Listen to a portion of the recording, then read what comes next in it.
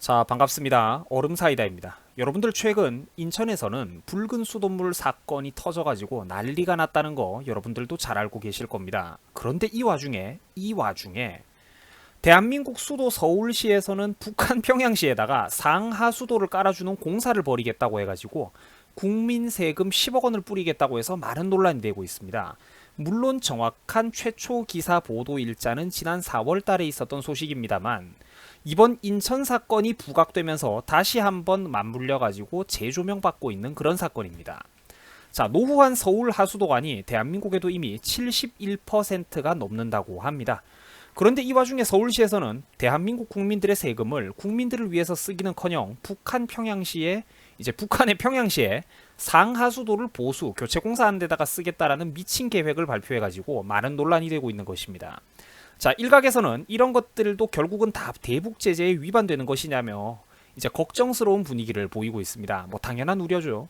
결국 대한민국 정부와 지방자치단체가 이런 정신 나간 짓을 반복하면 반복할수록 미국과 유엔을 비롯한 국제사회는 대한민국을 한심한 눈으로 바라볼 것이기 때문입니다. 자, 서울시에서는 서울, 평양 두 도시 간의 대동강 협력사업 자문단이라는 것을 출범하면서 본격적이고 체계적으로 미친 짓을 벌이기 위해서 단단한 준비를 했습니다. 시청자 여러분들의 세금을 어떻게 하면 효율적으로 낭비할 수 있을지 대한민국 정치인들이, 정확히는 대한민국 좌파 정치인들이 자나깨나 연구 중이라는 것이죠. 서울시에서는 평양의 상하수도 현대화 작업에 대해서 이 돈을 쓸 것이며 이제 북한에 깨끗한 물을 공급하기 위해서 벌이는 인도적인 차원의 사업이라고 해명을 했습니다. 자, 위대하신 박원순 서울시장 동무께서는 북한이 가장 먼저 원하는 곳에 우리가 함께하는 것이 효과적이라며 그것이 남북 교류 사업에서 가장 중요한 것이라는 발언을 했습니다. 자나깨나 북한 생각에 여념이 없는 양반이죠. 이런데도 지지하는 사람들은 뭐다? 정말 안타깝지만 솔직히 사람 새끼가 아니라는 것입니다. 정상적인 사고력과 판단력을 가진 민주시민이라고는 도저히 볼 수 없는 태도라는 것이죠.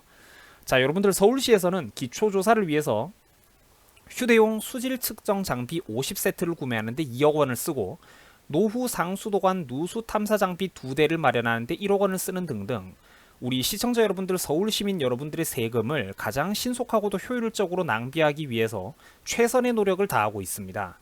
북한이랑 패미 집단 생각해주는 거 반의 반만큼만 제발 좀 대한민국의 청년들, 군필 남성들의 문제에도 집중을 해준다면 대대손손 지그들이 정권을 헤쳐먹을 텐데 정말로 저는 대한민국 좌파 정치인들의 수준이 너무나도 안타깝습니다.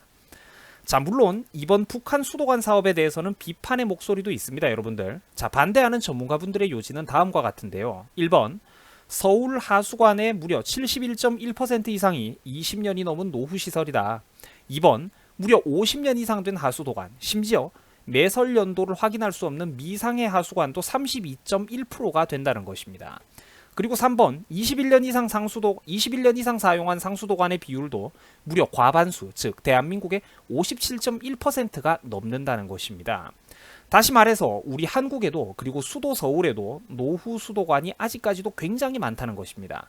당연히 돈이 있다면 이런 것들을 깨끗한 새 걸로 바꾸는데 돈을 써야 되겠죠.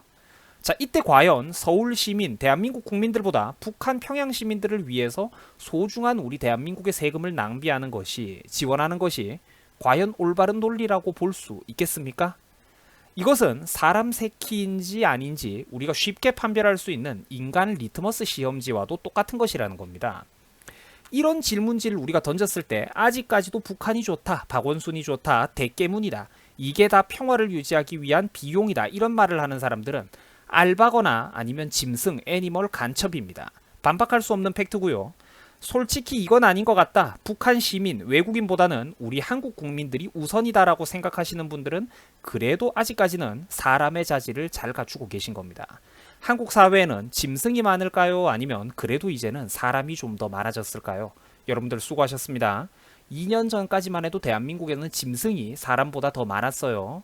앞으로는 어떻게 될 것 같습니까? 저는 둘이 팽팽하게 맞부딪히고 있고 여전히 한국 사회는 불안불안하다고 생각을 하고 있습니다. 여러분들 수고하셨고요. 편안하고 행복한 주말 잘 보내시기 바랍니다.